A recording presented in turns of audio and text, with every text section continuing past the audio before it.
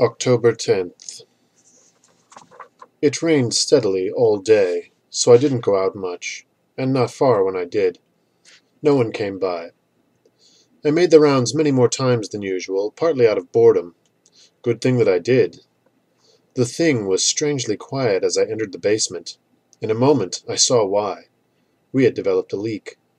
The water entered at the wall, ran along a sagging beam, and dripped down several feet further in. It had formed a puddle, and the puddle was slowly spreading.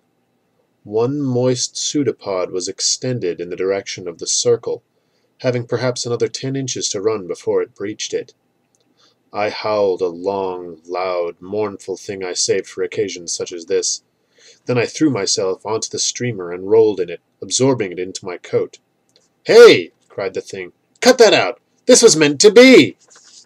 "So is this!" I snapped, and I turned over and rolled in the puddle itself, soaking myself as I tossed and wriggled, absorbing a great deal. I moved off to a far, dry corner then, and turned over several times on the floor there, spreading the moisture about in a place where it would evaporate harmlessly. "Damn dog!" it snarled. "Another few minutes and I'd have made it!" "I guess it's just not your lucky day," I replied. There were footsteps on the stair. When Jack entered and saw what had happened, he went and fetched a mop. Shortly he was cleaning up the rest of the puddle and wringing it out into a basin, while the thing fumed and turned pink, blue, and sickly green. He set a pail beneath the drip, then, and told me to call him again if we developed any other leaks. We didn't, though. I checked regularly all afternoon. The rain finally stopped after dark, and I waited several hours after that, just to be sure, before going out. Moving around to the front of the house, I unearthed the now slimy piece of drugged meat from where I had buried it. I carried it up the road with me and deposited it in plain sight at Owen's front door. The place was dark and Cheater was nowhere in sight, so I prowled around a bit. Under the huge old oak in the back I discovered 8 large wicker baskets in various stages of construction, and 7 smaller ones. There were also lots of heavy ropes about. I sniffed around. There was also a ladder nearby. Such industry for a frail-looking old guy. I walked a straight line then, passing through yard and field. Part way to my goal it began raining again, lightly.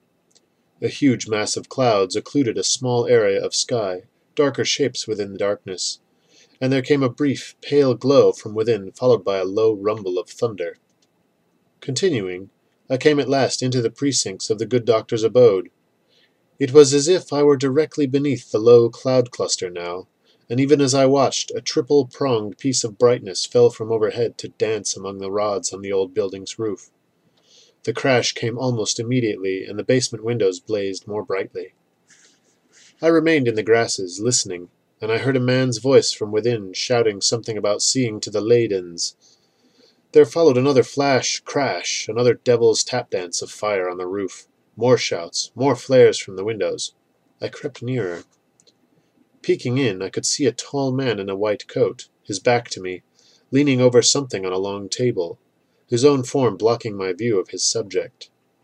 A small, misshapen individual crouched in a far corner, eyes darting, making nervous movements with his hands.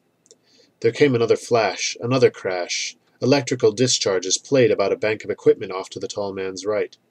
They stained my eyes with after-images for a time. The tall man shouted something and moved to one side. The small man rose and began to dance about.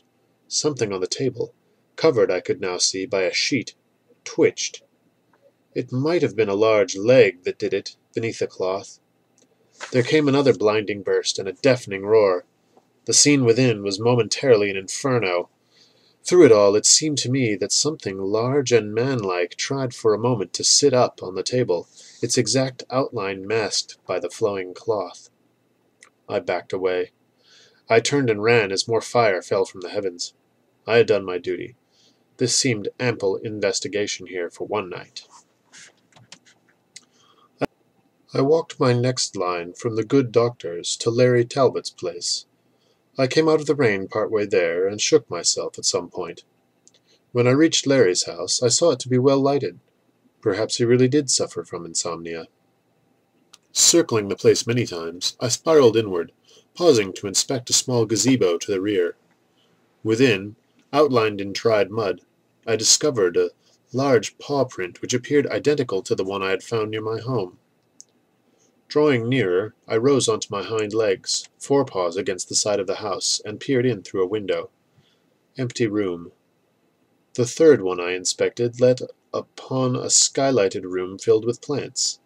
Larry was there, staring into the depths of an enormous flower and smiling. His lips were moving, and though I could hear low sounds, I could not distinguish the words he uttered. The huge blossom moved before him. Whether because of air currents or by its own volition, I could not tell. He continued to mutter, and I finally turned away. Lots of people talk to their plants. Next, I oriented myself as best I could and attempted to follow a straight line from Larry's place to the Count's crypt. I came to the ruined church first, and I paused there, trying to visualize the rest of the pattern. By then, a faint lightening had begun in the east. As I lay puzzling, a large bat, much bigger than Needle, swooped in from the north, passing behind a big tree. It did not emerge on the tree's other side, however. Instead, I heard the softest of footfalls, and a dark-suited man in a black cloak stepped out from behind the tree. I stared. His head snapped in my direction, and he spoke. "Who is there?" Suddenly I felt very exposed. There was only one role I could think of to play. Uttering an idiot series of yips, I rushed forward, wagging my tail furiously, and threw myself on the ground before him, rolling about like some attention-starved stray.